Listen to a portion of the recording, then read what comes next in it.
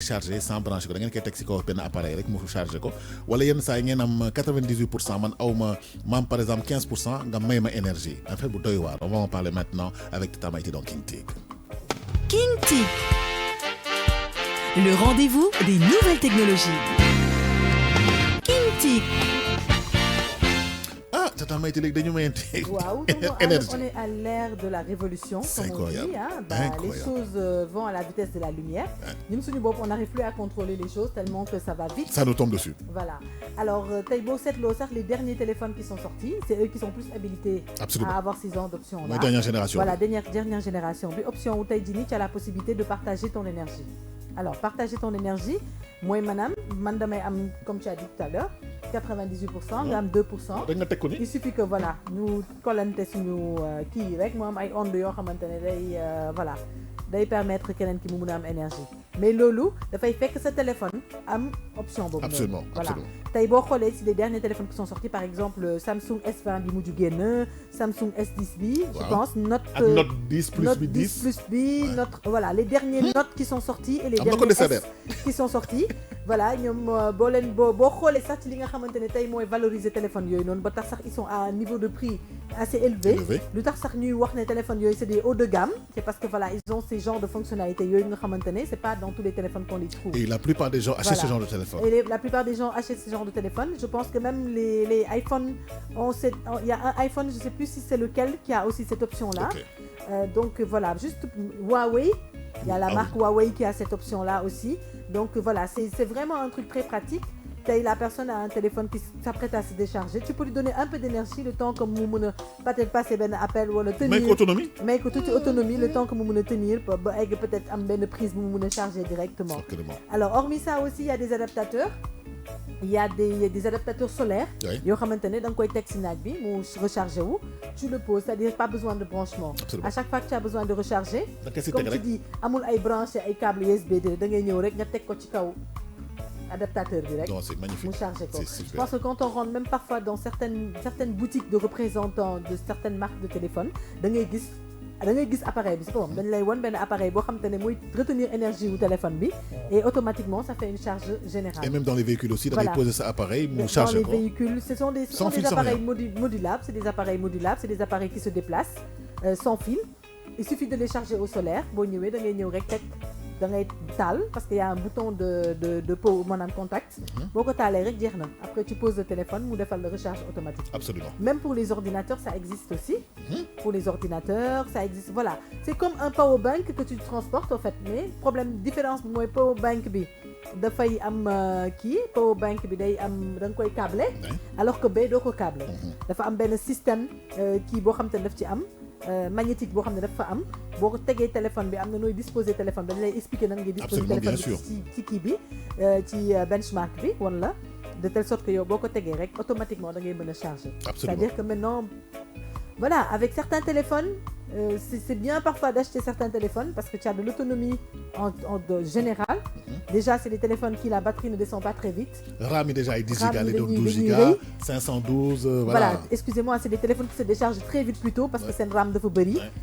Après les applications qu'on ouvre à tout bout de champ, facilement on a une batterie qui est à plat. Mais c'est un ordinateur. Voilà, donc c'est mieux d'avoir les appareils voilà, un téléphone à côté de vous qui peut vous permettre de vous donner de l'énergie si vous n'avez pas de chargeur ou vous n'avez pas quelque part où charger. Il n'y a pas meilleure option. Absolument. Au moins, ça vous permet de pouvoir avoir un peu d'autonomie, le temps de trouver la solution à votre problème.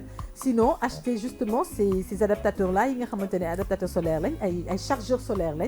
Donc, charger, vous avez un téléphone qui est power share, voilà. Voilà, voilà. Donc, tu vois, comme l'image tu vois, ça c'est des Galaxy B. C'est la famille S. Note bi la xawma Note bi la li dafa melni Note 10 bi la xawma 10 plus. Waaw mom la rek. Ouais. C'est excellent. Voilà, c'est une option bi nga xamantene mo ci nek power share lañ koy tuddé. Mo nek ci téléphone bi application bobu cette option bu nek ci bi téléphone bi la. Donc mom lañuy jël la plupart du temps nga gis boko actualiser donc koy installer nak. Je vois une montre, je vois un appareil photo, des écouteurs avec une montre. Avec tu sais il y a les montres maintenant qui sont des montres yi nga xamantene téléphone lay nek en même temps. Oui. Voilà. Donc smartwatch. Voilà, smartwatch yi nga xamantene voilà ñom tam dañuy soxla autonomie pour mën fonctionner. tu peux toujours le poser sur le téléphone. Et le Alors je casque pense aussi? que même ça c'est un A. Il y a un A là. Xam naa c'est la dernière génération des A. Absolument. bu ko am tamit. Oui, parce que ce sont les A ñoo am forme bi. Est-ce que du bi?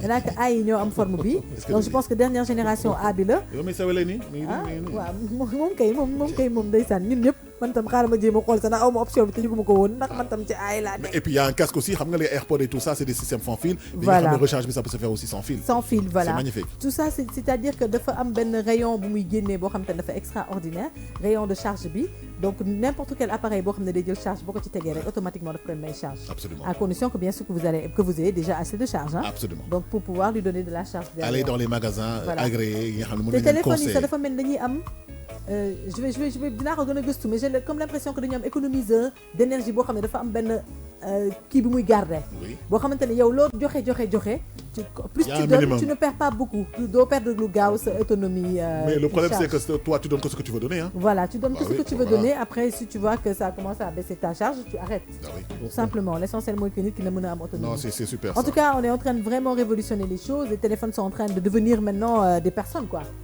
Voilà, ils commencent à être super intelligents. Ils vont finir par être des personnes. Parce que là, à force d'évoluer comme ça, on finira à un moment donné où nos téléphones vont nous commander. Hein? Mais écoute, man, tu sais, man, je pars d'un principe simple, moi, technologie bi léegi xam nga avant pour décodeur bi rek kan di câblage la woon. Télévision bi. Waaw. Mais là, tu vois maintenant une télévision accrochée à un mur, si Un goulotte décodeur bi comme ça, tous. que tu n'aperçois même pas. Mais léegi ils ont C'est- même c'est super. intégré par exemple xoolal TNT bi dañ ko intégré léegi. Bah oui, dans la télé. Petite télévision, Absolument. et voilà. Donc, Mais ça il veut paraît dire que c'est déconseillé, il faut que Ah ouais, ouais? il paraît que dafay am ay problème après. Ah Bon, Su TNT bi doxulee dafay yàq kii télévision bi. ah ouais. Oui. Ok. Oui. bon, ok. Ça, c'est bon à savoir. Hein? Une Ouais. télévision, c'est une télévision. Maintenant, les Les accessoires gadgets qui vont là, avec. Ok. il faut les De toutes séparer. les Ok. façons, maintenant, les télés de dernière génération là, qui sont sorties, ce sont des télés où tu fais tout avec. Ah oui. Tu le contrôles à distance. Alors, Moi, mais- j'ai un ami, sa télé. Non, j'ai une amie, sa télé, elle fait ça. Ouais. Day romb rek télé bi actualisé boppam. Ah ouais. Bah oui, Non, mais li ma la c'est le wax du ay Smart fo. TV, c'est le Smart TV. Oui, oui. Du ay caaxaan day romb télé bi tàkk. D'ailleurs, day taxaw rek ni télé bi nii bu ko xoolee sa télé bi xam na nu mu bëgg seetaan. je concours Man ma bu ne ko Teranga yow Sénégal bi, lan on la? en a donné 2. Ah. Voilà. On en a Bah donné oui, 2. c'est des télés qui aujourd'hui ont des reconnaissances faciales, Ouais. xam nga, Ouais. ont des empreintes digitales. Absolument. Tu vois, donc loolu c'est plus qu'une vrai, hein. révolution. Tey une télé qui a une empreinte digitale, c'est-à-dire que ku ko bëgg a taal dina sonn. Tant que yow taaloo ko du tàkk. Contrôle parental déjà, ils ont trouvé le problème parce que avant c'était un code, maintenant da ngay ñëw xaw a teg sa baaraam wala nga def dara nii mu voilà. C'est sécurisant. Coucou. Rek Voilà. tàkk. Merci Tata Maïté pour cette belle Vraiment technologie. man yàlla na ma yàlla may téléphone yooyu waay. Di ko am inch'Allah dëgg nag waaw wayaanu ma nag mais damay wax rek sama mëbët. barke Jésus-Christ. waaw D'accord. barke Jésus-Christ yàlla na ma yonent yàlla vraiment Insa. yàlla na ci jàpp daal ak Voilà. koor gi may woor nii di ko yéene ah ak lépp li ma yéene nit ku ñuul doomu aadama sax laay wax vraiment yàlla naa am ci S20 yooyu noonu may gis noonu yow ak Lari daal ak yéen note daal yi. fii ngeen nekk rek. note yeeg S yi moom S nag xawma S yama S partir de 20 partir de 10 jëm 20 moom ak Lari daal wayaan rek nañ fi nekkee. partir de 20 daal man bëgg naa ko wala note daal note à partir de 9 daal bëgg naa ko